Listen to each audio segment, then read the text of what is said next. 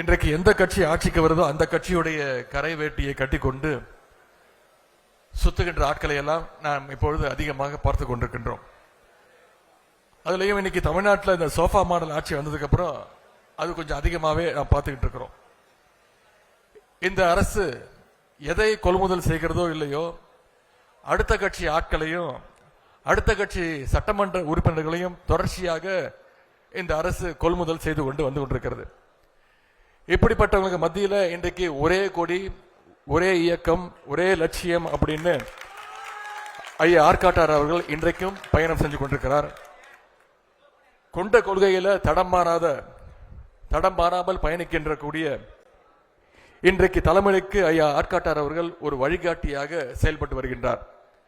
அவர் வழியில நம்முடைய நாடாளுமன்ற உறுப்பினர் சகோதரர் டாக்டர் கலாநிதி வீராசாமி அவர்களும் இன்றைக்கு கழகத்துடைய குரலாக பாராளுமன்றத்தில் தொடர்ந்து எதிரொலிச்சுக்கிட்டு வந்துவிட்டு இருக்கிறார்.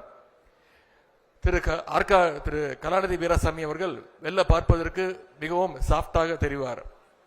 ஆனா டெல்லி போனா, நாடாளுமன்றத்திற்கு போனா அங்கு பேச வேண்டிய கருத்துக்களை சரியான நேரத்தில் கரெக்டாக தன்னுடைய கருத்துக்களை பதிய வைப்பார்.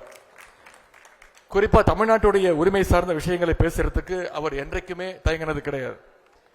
நம்முடைய திராவிட மாடல் ஆட்சி அமைஞ்ச பொழுது